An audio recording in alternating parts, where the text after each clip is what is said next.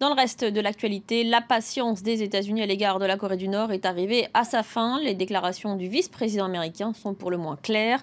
En visite à la frontière entre les deux Corées, dans la zone démilitarisée, Mike Pence a mis en garde le régime de Pyongyang.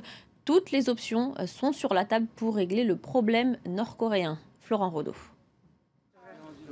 Elle est truffée de mines antipersonnelles et scrutée quotidiennement par des milliers de soldats. Démilitarisée depuis plus de 60 ans, cette zone tampon entre les deux Corées est la frontière la plus surveillée au monde.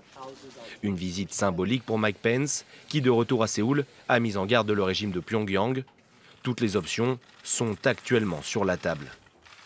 L'ère de la patience stratégique est terminée. Ces 2 dernières semaines, le monde a été témoin de la force et de la détermination de notre président avec les opérations menées en Syrie et en Afghanistan.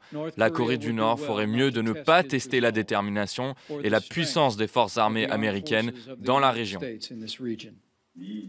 Ces menaces interviennent au lendemain d'un tir de missile raté par le régime de Kim Jong-un. Une deuxième provocation en moins de 48 heures, après le défilé militaire de samedi, mettant en scène le nouvel arsenal nord-coréen.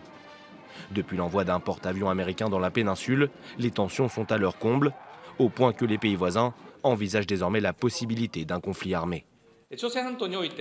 Nous prenons constamment des mesures pour nous préparer à la possibilité de devoir protéger et évacuer les citoyens japonais vivant dans la péninsule coréenne.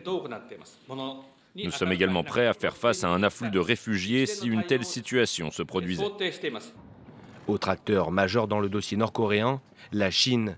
Si Pékin a réitéré sa volonté de travailler main dans la main avec Washington, la coopération entre les deux pays est encore loin de porter ses fruits.